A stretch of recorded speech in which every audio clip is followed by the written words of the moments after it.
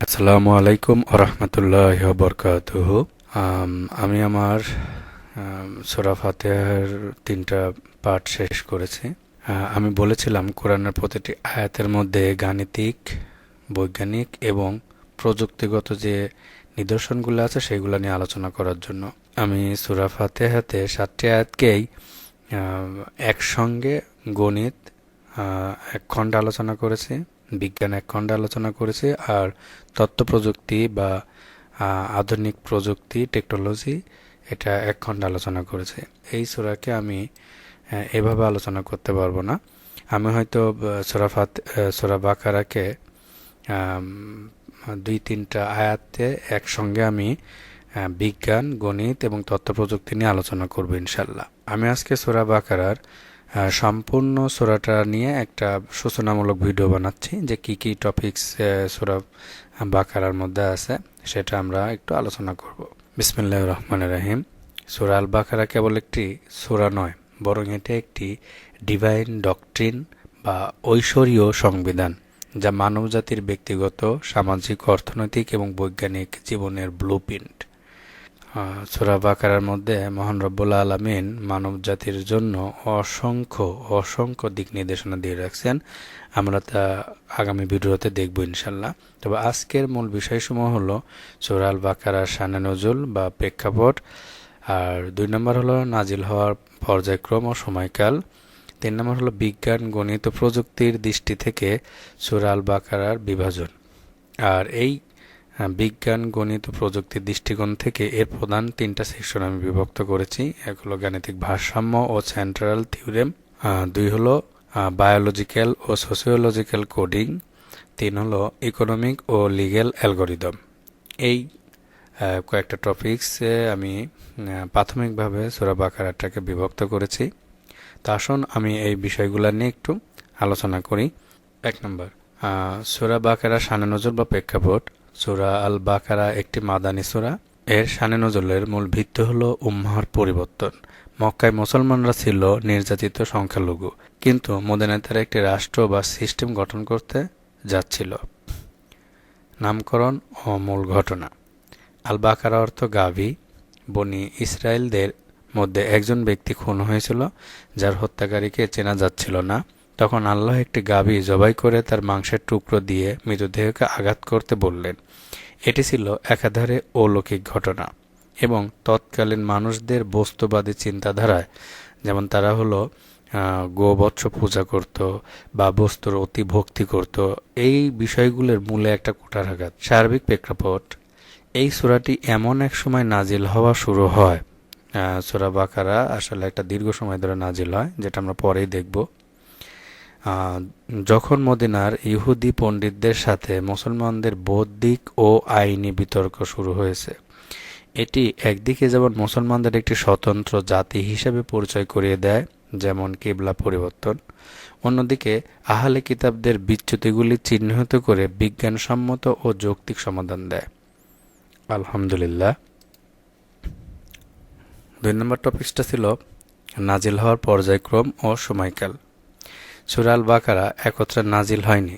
এটি দীর্ঘ 10 বছর ধরে, যেমন রাসূল সাল্লাল্লাহু আলাইহি ওয়াসাল্লামের হিজরতের প্রথম থেকে একবারে রাসূল সাল্লাল্লাহু আলাইহি ওয়াসাল্লামের মৃত্যু পর্যন্ত বিভিন্ন প্রেক্ষাপটে খণ্ডে খণ্ডে নাজিল হয়েছে। বিজ্ঞান ও ফিকহশাস্ত্রের দৃষ্টিতে এর নাজিলের ক্রমকে কয়েকটি প্রধান বলকে ভাগ করা যায়। যেমন প্রথম বলক আয়াত 1 থেকে 40 হিজরতের ঠিক পরেই নাজিল হয়। এখানে ঈমান, নেফাক বা ভণ্ডামি এবং কুফুরের মনস্তাত্ত্বিক ও বৈজ্ঞানিক শ্রেণীবিন্যাস করা হয়েছে। দ্বিতীয় বলকে আয়াত 40 থেকে 123, এখানে বনি ইসরায়েলদের ইতিহাস বিশ্লেষণ করা হয়েছে। এটি মূলত একটি সোশিও হিস্টোরিক্যাল ডাটা অ্যানালাইসিস, যা থেকে নতুন উম্মত শিক্ষা গ্রহণ করবে। আমি এই বিষয়গুলো পরে বিস্তারিত আলোচনা করব ইনশাল্লাহ। তৃতীয় ব্লকে আয়াত 124 থেকে 162 কিবলা পরিবর্তনে আলোচনা করা হয়েছে। আয়াত 142 থেকে 145 এবং ইব্রাহিম আলাইহিস সালামের লিগেসি। এটি ছিল মুসলমানদের জন্য একটি জিওপলিটিক্যাল ও স্পিরিচুয়াল টার্নিং পয়েন্ট। চতুর্থ ব্লক আয়াত 163 থেকে 283 আহকাম বা আইন কানুন। এখানে রোজা, হজ, বিবাহ, উত্তরাধিকার, কিসাস এবং অর্থনৈতিক লেনদেনের আইন দেওয়া হয়েছে। সর্বশেষ নাজিলকৃত অংশ আয়াতের ক্রম অনুযায়ী 281 নম্বর আয়াতটি। অবশ্য অন্য মতে সূরা বাকারা শেষাংশ শেষে নাজিল হয়েছে। রাসূল সাল্লাল্লাহু আলাইহি ওয়াসাল্লামের ওফাতের মাত্র কয়েকদিন আগে নাজিল হয়েছিল বলে অনেক মুফাসসির মনে করেন। বিশেষ করে সুদের বা রিবা আয়াতগুলো মক্কা বিজয়ের পরবর্তী সময়ের নাজিল হয়। 3 নম্বর যে টপিকটা, বিজ্ঞান, গণিত, প্রযুক্তির দৃষ্টিকোণ থেকে সূরা আল বাকারার বিভাজন। একজন বিজ্ঞানের ছাত্র হিসেবে আমি এই সূরাকে একটি কম্প্রেহেন্সিভ সিস্টেম হিসেবে দেখি। কম্প্রেহেন্সিভ সিস্টেম বা ব্যাপক পদ্ধতি বলতে এমন একটি সুসংগঠিত, অন্তর্ভুক্তিমূলক ও পূর্ণাঙ্গ পরিকল্পনাকে বোঝায় যা কোনো নির্দিষ্ট কাজের বা ব্যবস্থার সমস্ত দিক, যেমন নিরাপত্তা, মূল্যায়ন বা কার্যপদ্ধতি একসাথে পরিচালনা করে। আর বিজ্ঞান, গণিত, প্রযুক্তির দৃষ্টিকোণ থেকে সূরা আল বাকারাকে বিভাজন আমি আগেই বলেছি যে প্রধান 3টা সেকশনে বিভক্ত করা যায়, যেমন যেগুলো হলো গাণিতিক ভারসাম্য ও সেন্ট্রাল থিওরেম, 2 হলো বায়োলজিক্যাল ও সোশিওলজিক্যাল কোডিং, 3 নম্বর হলো ইকোনমিক ও লিগ্যাল অ্যালগরিদম। আসুন আমরা এই 3টা পয়েন্ট নিয়ে একটু আলোচনা করি। প্রথম টপিকটা হলো গাণিতিক ভারসাম্য ও সেন্ট্রাল থিওরেম। সূরা আল বাকারার মোট আয়াত হলো 286টি। মজার বিষয় হলো এই সূরার ঠিক মাঝখানের আয়াত অর্থাৎ 143 নম্বর আয়াতে আল্লাহ বলেছেন, অনুরূপভাবে আমি তোমাদেরকে এক মধ্যমপন্থী জাতি, উম্মাতান ওয়াসাতান হিসাবে গড়ে তুলেছি। আলহামদুলিল্লাহ। খেয়াল করুন যে মোট আয়াত হলো 286টি। ঠিক তার অর্ধতম আয়াতে, 143তম আয়াতে মহান রব্বুল আলামিন তিনি বলেছেন যে আমি তোমাদেরকে এক মধ্যপন্থী জাতি, উম্মাতান ওয়াসাতান হিসেবে গড়ে তুলেছি। গাণিতিকভাবে 286 এর অর্ধেক হলো 143। ঠিক মধ্যবর্তী আয়াতে মধ্যপন্থার কথা বলা গাণিতিক শাস্ত্রের গোল্ডেন মিন বা সেন্ট্রাল পয়েন্ট থিওরিকে সমর্থন করে। এটি সূরার কাঠামোগত অলৌকিকত্ব। আলহামদুলিল্লাহ। আসুন আমি এই 286-র মাঝখানের যে আয়াতটি, 143তম আয়াতটা আমরা একটু দেখে আসি। 143 নম্বর আয়াতের এখানে যারা আরবি ভালো বোঝেন তারা জানেন, ওয়া মানে আর বা এবং, কাজালিকা মানে এভাবেই, কাজালিকা মানে হলো এভাবেই। দেখেন এখানে বলেছেন, আর এভাবেই আমি তোমাদেরকে মধ্যপন্থী উম্মত বানিয়েছি। অর্থাৎ ওয়া মানে হলো এবং, কাজালিকা মানে এভাবেই, জাল না কুম, এখানে 3টা অংশ আছে, আমি পরে তাহাকিকে দেখাচ্ছি। জাল না কুম মানে আমরা তোমাদেরকে বানিয়েছি, উম্মাতান ওয়াসাতান, অর্থাৎ আর এভাবেই আমি তোমাদেরকে মধ্যপন্থী উম্মত বানিয়েছি। যদিও এখানে নুনের উপর খাড়া জবর আছে যা বহুবচন প্রকাশ করে। অনেকেই এটা ভুল বোঝেন, আসলে এটা বহুবচনই, কিন্তু অনেকে বলেন যে এটা হয়তো একটা ভুল। আসলে এটা বহুবচনই। আসেন আমরা এটার একটু তাহাকিক দেখে আসি যে জাল না কুম এর তাহাকিক, এটি একটি ক্রিয়া বা ফেল বা ভার্ব যা একটি পূর্ণাঙ্গ বাক্যাংশ হিসেবে ব্যবহার করে। এর ভেতরে কর্তা অর্থাৎ সাবজেক্ট এবং কর্ম অবজেক্ট উভয়ই বিদ্যমান। ছোট্ট এই শব্দটির মধ্যে এটাই একটা পূর্ণাঙ্গ বাক্য হিসাবে ব্যবহার করে। এখানে কর্তা এবং অবজেক্ট দুটোই বিদ্যমান। যেমন দেখেন এখানে আমরা যদি শব্দমূল ও মূলাক্ষর বা রুট লেটার বা মদ্দা নিয়ে আলোচনা করি, আরবিতে যেটাকে মদ্দা আর ইংরেজিতে বলে হলো রুট, অনেকে মদ্দা বা মদ বলে। তো এর মূল অক্ষর হলো জিম, আইন, লাম, জিন্স বা ট্রাইব, সহি, কারণ এর মূল অক্ষরে কোনো দুর্বল হরফ যেমন ওয়াও, ইয়া, আলিফ বা হামজা নেই।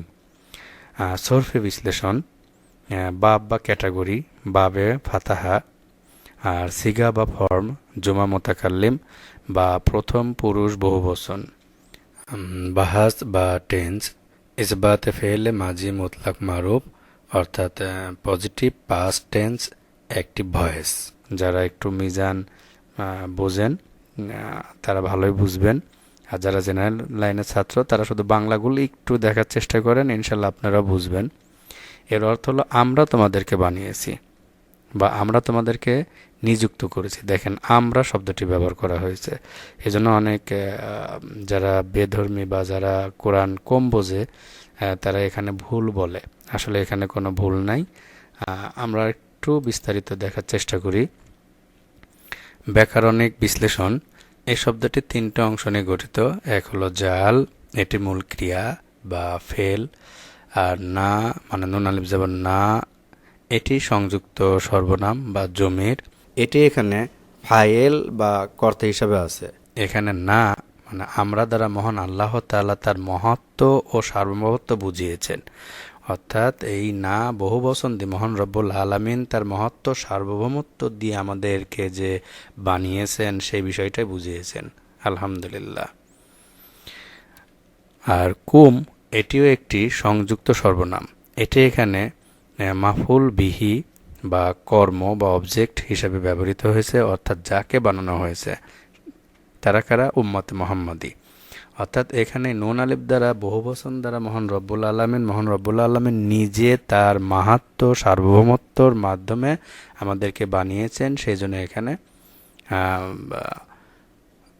আমরা ব্যবহার করেছেন। এই শব্দটিকে বৈজ্ঞানিক ও তাত্ত্বিক দৃষ্টিকোণ থেকে একটু বিশ্লেষণ করি। বিজ্ঞানের ছাত্র হিসেবে আমি যখন জালা শব্দটির দিকে তাকাই তখন এর গভীরতা আমাকে মুগ্ধ করে। আরবি ভাষায় খালাকা এবং জায়ালা এর মধ্যে সূক্ষ্ম পার্থক্য রয়েছে। খালাকা একটি সাধারণত শূন্য থেকে কোনো কিছুর অস্তিত্ব আনাকে বোঝায়। অর্থাৎ খালাকা বা ক্রিয়েশন, খালাকা মানে ক্রিয়েশন, এটি শূন্য থেকে, আগে ছিল না, একবারে শূন্য থেকে কোনো কিছুর বানানো বা তৈরি করাকে বোঝানো হয়। আর জায়ালা ট্রান্সফরমেশন, সিস্টেমাইজিং, অর্থাৎ এটি কোনো বিদ্যমান বস্তুকে একটি বিশেষ অবস্থা বা গুণে রূপান্তর করাকে বোঝায়। আলহামদুলিল্লাহ। একে বিজ্ঞানের ভাষায় ফাংশনাল অ্যাসাইনমেন্ট বা স্ট্রাকচারাল ডিজাইন বলা যেতে পারে।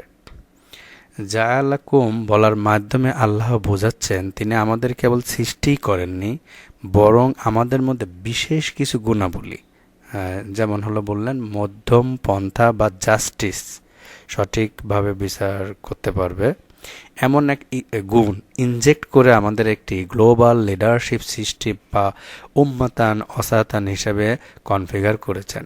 আলহামদুলিল্লাহ। অর্থাৎ এই জাতি সারা বিশ্বে লিডারশিপ হিসাবে, অর্থাৎ তারা নিয়ন্ত্রণ, অর্থাৎ তারা নেতা হিসেবে মহান রব্বুল আলামিন নিযুক্ত করেছেন এই জাতিটাকে। এটি একটি সোশিয়াল ইঞ্জিনিয়ারিং এর টার্ম। যেমন একটি সফটওয়্যারে কোনো ফাংশনকে বিশেষ কমান্ড দেওয়া হয়, আল্লাহ ঠিক তেমনি এই উম্মতকে মানবজাতির কল্যাণের জন্য সিস্টেম অ্যাডমিন বা সাক্ষী হিসেবে নিযুক্ত করেছেন। আলহামদুলিল্লাহ। আলহামদুলিল্লাহ এই শব্দটির তারকিবি অবস্থান বা ইন সেন্টেন্স স্ট্রাকচার, যারা, আমি আবারও বলতেছি, যারা তাহকিক এবং তারকিব বোঝেন তারা বিষয়টা বুঝবেন। আর আমি একটু সহজভাবে বলার চেষ্টা করতেছি যাতে জেনারেল লাইনের স্টুডেন্টগুলো বোঝেন। আয়াতের এর অবস্থান ওয়া কাজালিকা, যার ও মাজরুর মিলে মুত্তাল্লিল, আর জাআল না কুম ফেল ফাইল ও মাফুল মিলে জুমলায় ফেলিয়া, ভার্বাল সেন্টেন্স। সারসংক্ষেপ, জালনাকুম শব্দটি প্রমাণ করে যে মুসলিম উম্মাহর এই বিশেষ মর্যাদা কোনো আকস্মিক ঘটনা নয়, বরং এটি মহান আল্লাহর একটি সুপরিকল্পিত ডিভাইন ডিজাইন এবং স্ট্রাকচারাল অ্যাপয়েন্টমেন্ট। আলহামদুলিল্লাহ। আমরা যে তিনটা ভাগে গণিতে, বিজ্ঞান গণিতের যে তিনটা ভাগে ভাগ দেখতে চেয়েছিলাম তার দ্বিতীয় ভাগটি হলো বায়োলজিক্যাল ও সোশিওলজিক্যাল কোডিং। এই সূরার আয়াতগুলোকে আমরা আধুনিক প্রযুক্তির অপারেটিং সিস্টেম অর্থাৎ ওএস এর সাথে তুলনা করতে পারি। ইনপুট সেকশন, এই আয়াতের 1 থেকে 5 নম্বর আয়াতটা ইনপুট সেকশন হিসেবে আমি কল্পনা করি, যেখানে সফলতার জন্য ডেটা, বিশ্বাস ও কর্ম, ডেটাগুলোকে বিশ্বাস ও কর্ম ইনপুট দেওয়া হয়েছে, যা আমি পরবর্তীতে বিস্তারিত আলোচনা করব ইনশাল্লাহ। ডিবাগিং সেকশন আয়াত 6 থেকে 20, এখানে মুনাফিক ও কাফেরদের মানসিক ভাইরাসের অর্থাৎ ফিজিওলজিক্যাল ভাইরাস বর্ণনা দেওয়া হয়েছে। আলহামদুলিল্লাহ। সিস্টেম আর্কিটেকচার আয়াত 30 থেকে 39, মানুষের সৃষ্টিতত্ত্ব বা বায়োলজিক্যাল অরিজিন এবং খিলাফতের দায়িত্ব বিষয় নিয়ে আলোচনা করা হয়েছে, যা আমি ভবিষ্যতে আলোচনা করব প্রত্যেকটা আয়াত নিয়ে ইনশাল্লাহ। আর 3 নম্বর যে বিষয়টা, মানে বিজ্ঞানের দৃষ্টিকোণ থেকে, গণিত, বিজ্ঞান ও তথ্য প্রযুক্তির দিক থেকে 3 নম্বর যে পার্টটা, সেটা হলো ইকোনমিক ও লিগ্যাল অ্যালগরিদম। প্রযুক্তির ভাষায় এই সূরার শেষ অংশটি হলো একটি স্মার্ট কন্ট্রাক্ট। আয়াত 282, এটি কোরআনের দীর্ঘতম একটি আয়াত। এটি মূলত একটি পূর্ণাঙ্গ ফিনান্সিয়াল টেকনোলজি বা ফাইনটেক প্রোটোকল। লেনদেনের লিখন পদ্ধতি, সাক্ষী রাখা এবং ঋণের নিরাপত্তা নিশ্চিত করা, যা আধুনিক ব্যাংকিং ও লিগ্যাল সিস্টেমের ভিত্তি। ইনশাল্লাহ পরবর্তীতে বিস্তারিত আলোচনা করব, যা শুনে আশ্চর্য হবেন ইনশাল্লাহ। আর এরই 275 থেকে 280 নম্বর আয়াতে মহান রব্বুল আলামিন একটি অর্থনৈতিক মডেল, সুদ বা রিবা হলো এক্সপোনেনশিয়াল নেগেটিভ গ্রোথ। মহান রব্বুল আলামিন এই আয়াতগুলোতে সুদ বা রিবা নিয়ে আলোচনা করেছে। আর যারা গণিত ভালো বোঝেন তারা জানেন যে এক্সপোনেনশিয়াল নেগেটিভ গ্রোথ সমীকরণটা জাস্ট ক্যান্সারের মতো বৃদ্ধি পায় হুট করে। আমি ভবিষ্যতে সেগুলা গ্রাফ এবং প্রোগ্রামিংভাবে দেখানোর চেষ্টা করব। আর সদকা হলো পজিটিভ সোশ্যাল সার্কুলেশন, যেটাই শুধুমাত্র পজিটিভ থিংগুলা প্রকাশ পায়। বিজ্ঞান যেমন শক্তির নিত্যতা সূত্র, মানে অর্থনীতিতে আয়াতগুলো অর্থের সঠিক প্রবাহ নিশ্চিত করে সিস্টেম কোলাপস বা মন্দা রোধ করে। আলহামদুলিল্লাহ। পরিশেষে তাহকিক ও তারকিবের গভীরে গেলে দেখা যায় সূরা আল বাকারার প্রতিটি শব্দ একটি নির্দিষ্ট ভেক্টর বা দিক নির্দেশ করে। এটি কেবল ধর্মগ্রন্থ নয়, এটি মানব সভ্যতার জন্য একটি ইউনিফাইড ফিল্ড থিওরি, যা আত্মা, সমাজ এবং বিজ্ঞানকে এক সুতোয় গেঁথেছে। বিজ্ঞানের ছাত্র হিসেবে আমি বলবো এই সূরাটি হলো উম্মুল আহকাম বা বিধানের জননী, যা কিয়ামত পর্যন্ত মানব জাতির সকল বৈজ্ঞানিক ও তাত্ত্বিক সমস্যার সমাধান দিতে সক্ষম। আলহামদুলিল্লাহ। যা বিস্তারিত পরবর্তীতে আলোচনা করব ইনশাল্লাহ। পরবর্তী ভিডিও দেখার আমন্ত্রণ জানিয়ে আজকের মতো এখানে শেষ করছি। আল্লাহ হাফেজ।